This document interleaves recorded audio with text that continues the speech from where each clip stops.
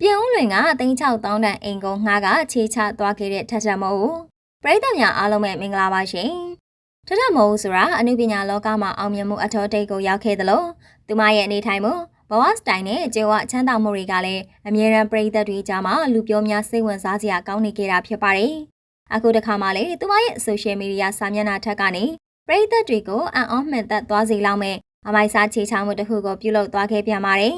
အဲ့ဒါကတော့တောင်တန်းတွေထင်းရှုပင်တွေနဲ့အမြဲတမ်းရာသီဥတုသားရအေးချမ်းလာတဲ့ပန်းမြို့တော်ပြင်ဦးလွင်မှာကာလတန်ဖိုးအဖြစ်သိန်း6တောင်းလောက်တန်ကြီးရှိတဲ့နန်းတော်ကြီးတစ်မြခမ်းနားလာတဲ့အင်ကြီးတစ်လုံးကိုငားရန်နေထိုင်ရင်သူမရဲ့ကြွယ်ဝမှုနဲ့အစင်အတန်းကိုပြပြပြင်းထုတ်ကြွချီချသွားခဲ့တာပဲဖြစ်ပါတယ်။အရင်တော့ကဆိုရင်မထဟာမန္တလေးမြို့မှာကာလတန်ဖိုးသိန်း9တောင်းလောက်တန်တဲ့အင်ကြီးတစ်လုံးကိုချီရတဲ့သမီးလေးစလုံးဝရီထက်အတွက်တီးတန့်အခန်းတွေရှယ်ပြင်စမီဆောက်လုပ်ခဲ့ပူပါတယ်။ဒါပေမဲ့လည်းအားလုံးသိကြတဲ့အတိုင်းမန္တလေးမြို့ရဲ့နေရာသည့်အပူရန်ကအတော်လေးပြင်းထန်လွန်းလာရဲ့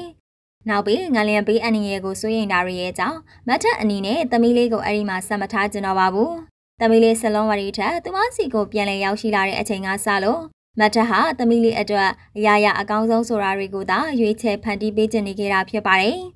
အရင်ကတောင်ကြီးမြို့မှာနေထိုင်ဖို့စီစဉ်ခဲ့ပြီးမြဲအခုအခါမှာတော့အေဂျင့်နဲ့ယာတီဥတုနဲ့တဘာဝအလှတရားတွေပြည့်နှံ့နေတဲ့ပြင်ဦးလွင်မြို့ကိုပါမျက်စိကျလာပြီးအခုလိုသိန်းတောင်းချီတန်တဲ့အင်ကြီးကို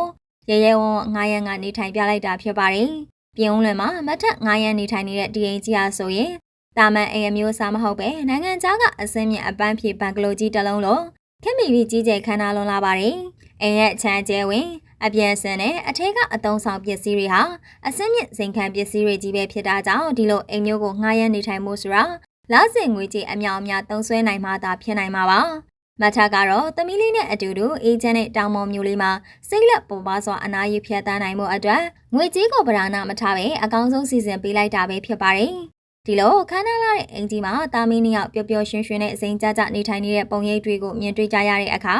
ပရိသတ်တွေကတော့တကယ်ကြော်ညာဘီယမာကြီးရဲ့ lifestyle ကတော့အခုချိန်ထိအကြမခံဘူးချီချသွားတာတကယ်ကိုအမိုက်စားပဲဆိုပြီးဝိုင်းဝန်းအားကြချီကျူးနေကြပါတယ်မိခင်တယောက်အနေနဲ့ကိုသမီးလေးကိုလိုလေသေးမရှိအကောင်းဆုံးထားနိုင်မှုအတွက်ဘလောက်ထိရန်နှီးမြုံနှံနိုင်တယ်လဲဆိုတာကိုလည်းဒီလုံးရက်လေးကတက်တည်ပြနေပါတယ်ဆယ်စုနှစ်တွေကြာခဲ့ပြီမဲ့ထထမုံဆိုတဲ့နာမည်တစ်လုံးနဲ့သူမရဲ့ဩဇာတိတ်ကမကတော့ပရိသတ်တွေရင်ထဲမှာအခိုင်အမာနေရာယူထားစေဆိုတာကိုဒီအဖြစ်ပြက်လေးကနေတစဉ်ထပ်မံမြင်တွေ့လိုက်ရပါတယ်ကဲဗီဒီယိုကိုအဆုံးထိကြည့်ရှုနားဆင်ပေးခဲ့ကြတဲ့ပရိသတ်ကြီးတို့ရဲ့သမီးလေးစလုံးဝရီထက်အတွက်အပူရန်ကိုရှောင်ရှားပြီးသိန်း6တောင်းတဲ့အင်ကြီးကိုငှားရမ်းနေထိုင်ကအမိုက်စားချီချသွားတဲ့ထထမုံရဲ့ lifestyle နဲ့